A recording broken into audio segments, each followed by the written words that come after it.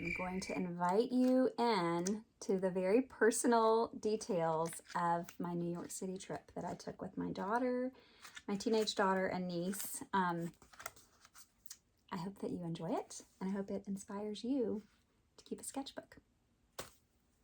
I'm going to show you a little travel sketchbook. I bought these tiny sketchbooks on Amazon very cheap, and then I often will cut 2 slits in them.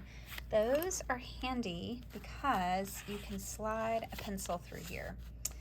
I often will cut a pencil in half. I like to take the rainbow lead pencils and cut them in half and sharpen both ends, and then you've got a really, imagine that's cut off, a really small on-the-go tool for drawing.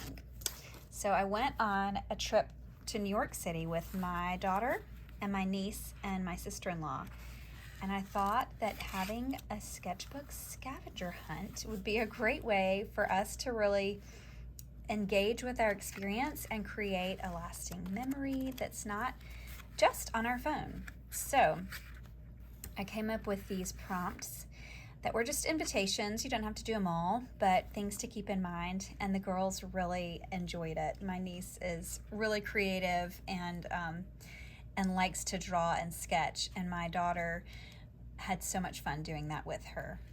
And so anyway, some of these examples you will notice in the sketchbook. Draw a stranger in the subway, blind contour during the play, one of my favorite things, skyscraper outline filled with descriptions of the sounds you hear.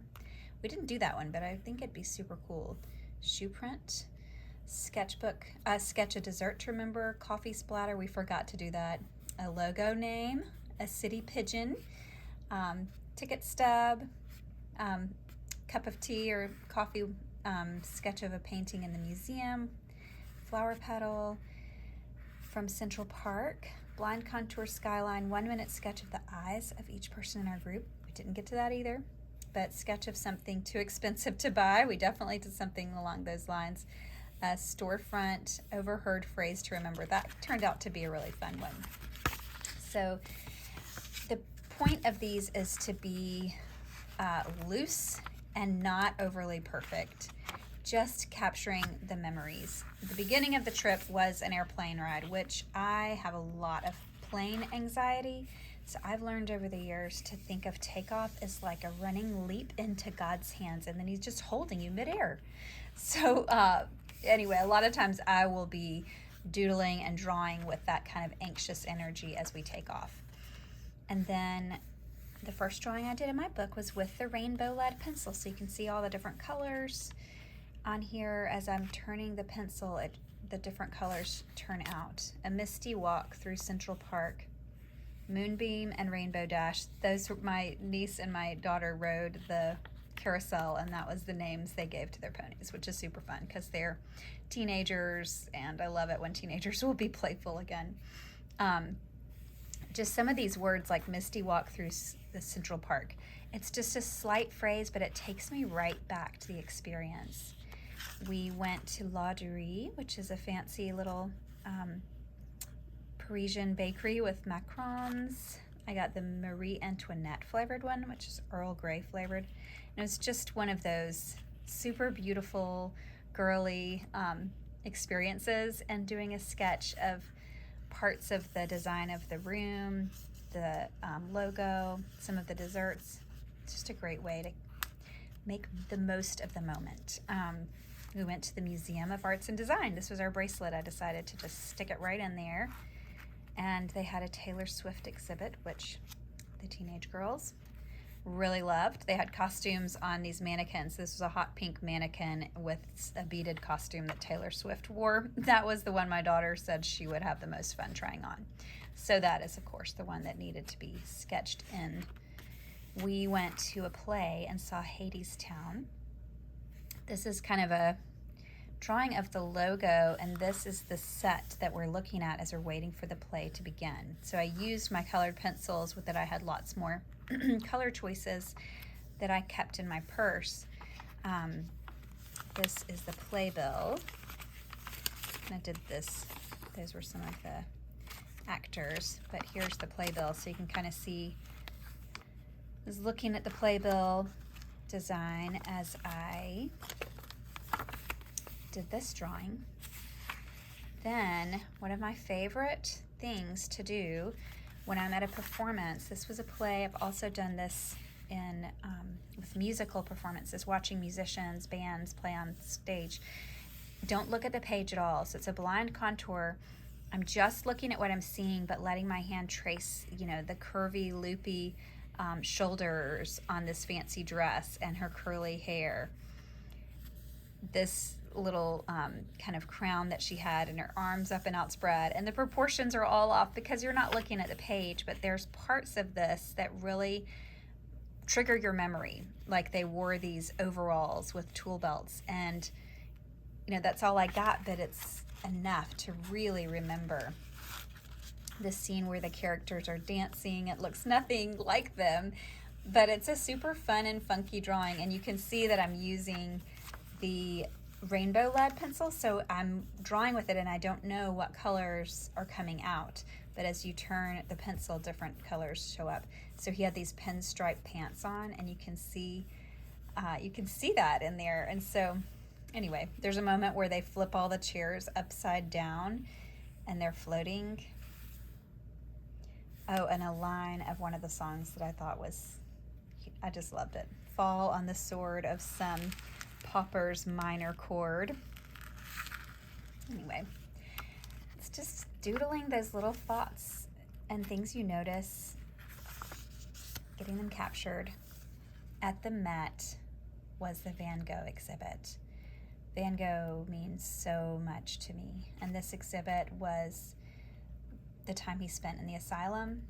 This first drawing was a mixed media piece they had, and it was on paper. It was somewhat painted, somewhat drawn, but it was kind of a random collection of tools that he used because he didn't have his art supplies yet. It was just amazing to see his line quality in different ways. So some of the pieces were sketches in letters that were the studies for future paintings, and you see the handwritten letter in his own handwriting with this tiny little drawing that then later you see the full-size painting of. It was so, so powerful. The theme of the show was cedar trees because he was just transfixed with how dominant the form of the cedar tree was and what a contrast it was to the overbright landscape. I took the this from our map and just cut it out and stuck it in there, just adding kind of little souvenirs, details from our trip. But when I'm at a museum doing drawings of the paintings that I see, really helps me see it so much more clearly and re-experience what the artist experienced as they were creating. It's such a connecting, powerful experience. So making notes about how this one was done. And then this was pencil on paper. It's framed in the museum show, but it was a sketch for a drawing, and you could see in his handwriting, vert, rose, ochre. He was writing in different parts of the painting the colors that he was going to do when he painted it. So it was just so powerful to see Van Gogh's studies as he was working his way up to paintings. I love the behind the scenes, the stuff like this, the drawings, the sketches. So seeing his just, oh my goodness.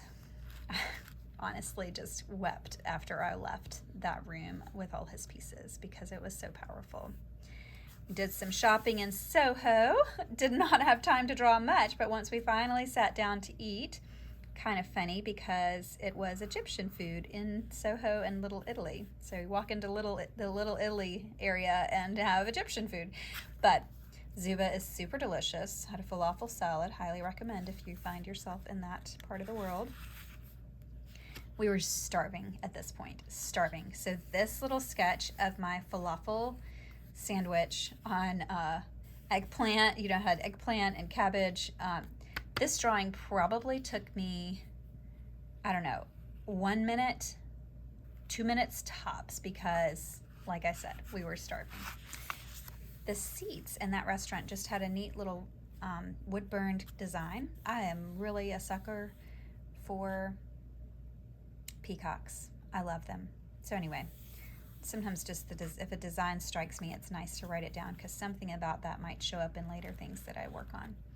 the girls wanted to go up to the top of the Empire State Building, and if you know me well, then you know I did not want to go up to the top of the Empire State Building.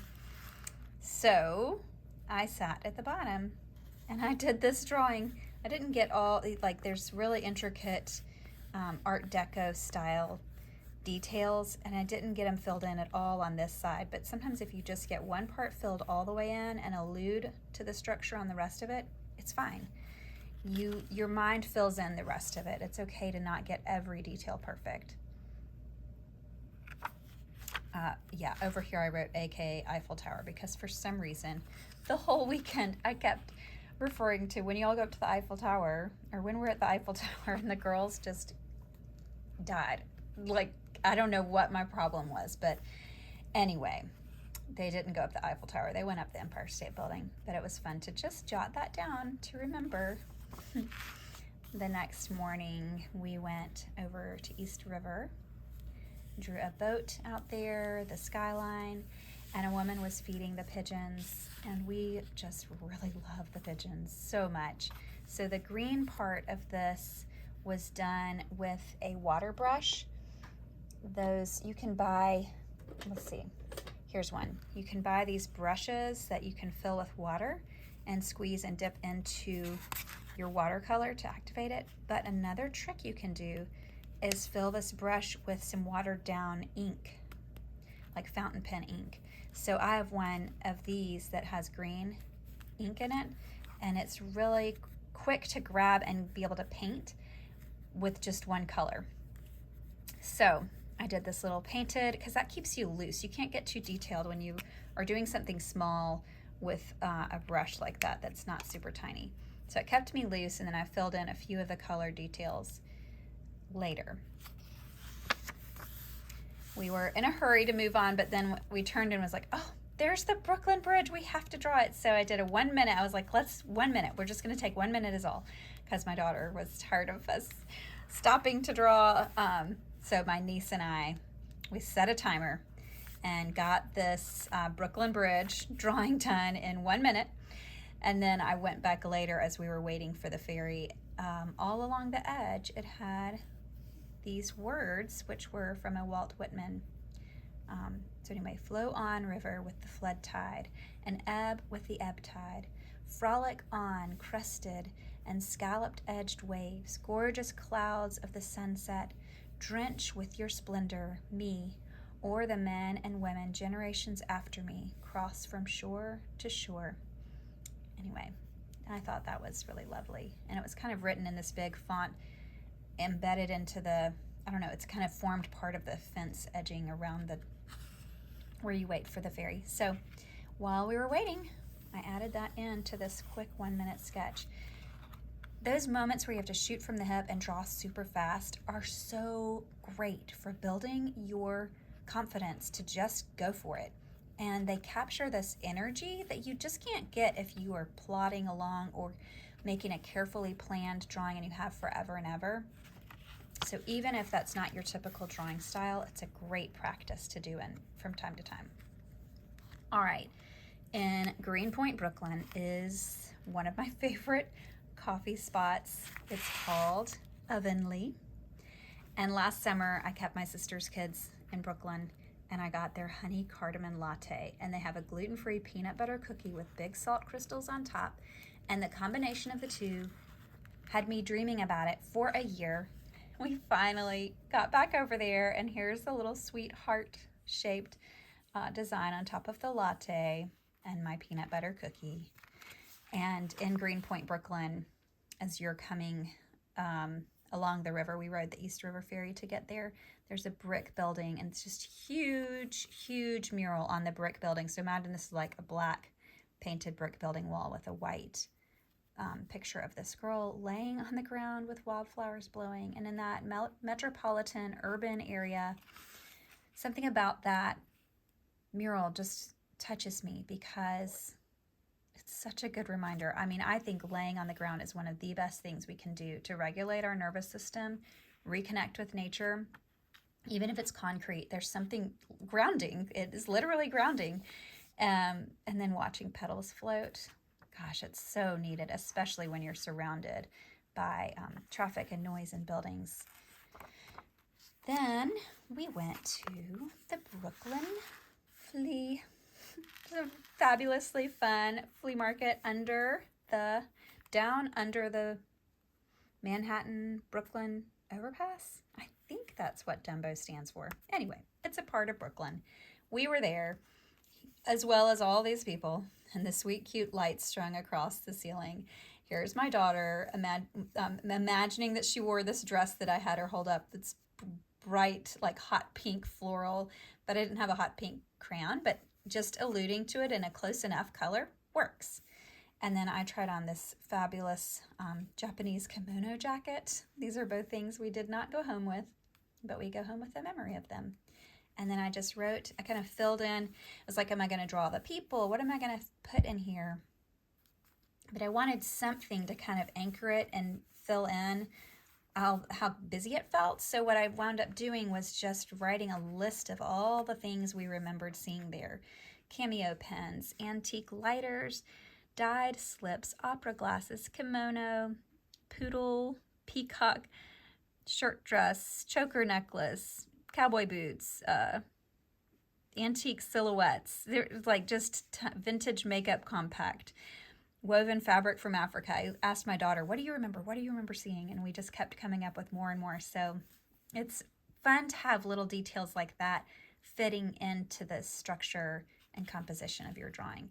And that's one thing that's so great about these small sketchbooks is you get to really quick, without overthinking it, experiment with different page layouts that you might use if you come back. Like this is mostly blank. It has a little bit of a impression where this Neocolor crayon imprinted on this page as I pressed down as I drew other drawings. So it kind of makes this like echo drawing, but for the most part it's left blank. So it gives attention over here. Anyway, it's fun to experiment with different compositions and documenting a trip or your daily life in quick little sketches without overthinking it. You can try out and be playful with different compositions, and then later flip back through and decide which ones you like, and you might repeat them in other ways later. Shake Shack, that is their, kind of got some of their typography, well, misspelled it, so there's not really those lines there. Colored pencil you just have to go right back on top of, but there's their cup with their logo. This was a woman I saw pass by, and I just was so struck with her beautiful green headcloth and outfit and big hoop earrings. Doesn't really look anything like her. It was super quick drawing, but it's better to do it imperfect than not at all. The bathroom was over here, a nice long line, and my overheard phrase, remember this overheard phrase to remember? I just was so tickled.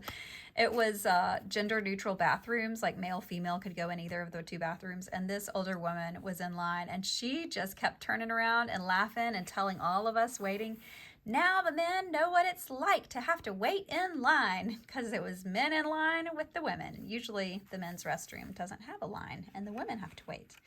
But then they had to join in with us, and we all had to wait. So anyway, she was so tickled by that, and I thought it was hilarious how every time a new person would walk up, she'd turn around and address the whole group of us in line. Anyway, those little details, those are the things that you look back on, and it takes you right back to the moment. These are some sketches I did on our ferry ride, which was pretty bumpy at this point, but we're on the last day and I really wanted to fill the book, so I just was going for it, and I love traveling by water. So here's a long distance, foggy away view of Lady Liberty. My daughter thinks that looks like smoke coming off her lantern, but it's just a smudge that wasn't supposed to be there, which is fine. Here's the base of another one of the bridges as we passed under. The water tower, the little spray paint that's on it. And then the Domino Sugar was this beautiful old brick building. I pulled out my watercolor kit for this. Just such a beautiful old brick building. It's totally wonky, nothing square about it, but I had the Domino Sugar font written in there and enough kind of little details to remind me of what the building was like. This was our visit back into Brooklyn. Just a tea we got when we were hot walking along. and in my sister's kitchen with my niece and nephew. My daughter and my niece doesn't really look just like them at all, but I know it's reminding me that they were there, you know? We just can't get too perfect. And sometimes, yeah, just drawing sketches that are quick really help hone your skills. And yeah, it doesn't have to be photo exact. This was the last art page that I did as we were flying home, looking out the window. One of my favorite things to draw is the curvy lines of the waters, the edges of rivers, etc., when we are flying, because I love those curvy lines so much. So we're taking off in the airplane, and this is the land, and this is the water, and the sun was setting. So it was glowing this pale pink, reflecting off the water. It was so beautiful. And I didn't overthink it. I just kind of started in, and it doesn't match up perfect, so don't look at a map. We were flying along, and I just filled in as I went. But looking back on it, I think it's a really cool composition, having the dark and light, but the diagonal wavy line, it's very active. So that was a great close to our trip. And then I've got some of our expenditure details, which are, I decided I'm just going to write them in there because it might be fun to remember how much a theater ticket cost back in the day when we look at this 20 years down the road. And that's where I stuck the scavenger pages. So I hope you enjoyed a little New York City trip with me, and I hope you're inspired to don't be precious. Get a cheap little sketchbook, take it along, and fill it up. You will not regret it. I hope that you enjoyed the sketchbook tour that I invited you on today. And if you did, I hope you'll subscribe to this channel so that you won't miss any that I bring to you in the future, as well as just more life living creatively. I also have a podcast, so if listening is one of your ways you like to engage with your heart and your creativity, I hope you'll give the Growing Creative podcast a listen. And I have a free gift for you. You can go to my website and find the sketchbooking guide. It's a sketchbooking resource for you. I have printables that you can put in the front and back of your sketchbook with all kinds of prompts. I also have a decent sized lesson where I share a lot of thoughts, inspiration, tips that I've used in my years of sketchbooking. And I would love for you to get it and benefit, because it's my passion that everyone would engage more with the world. I'm going to leave you with this quote by Frederick Frank. What really happens when seeing and drawing become seeing/drawing, this combo experience, is that awareness and attention become constant and undivided. They become contemplation. Seeing drawing is not a self-indulgence, a pleasant hobby, but a discipline of awareness, of unwavering attention to a world which is fully alive. We are all so easily distracted and running at 90 miles an hour, and the reality is, while negative memories only take a second to get implanted, positive experiences, we have to focus on them for 20 seconds or more for them to get stored away in our brain. So seeing and the drawing and the kind of seeing it invites you into is something that can really change your life by helping you be more present and develop your own creative style. So I hope you'll go on that journey, and I'd love to come along with you.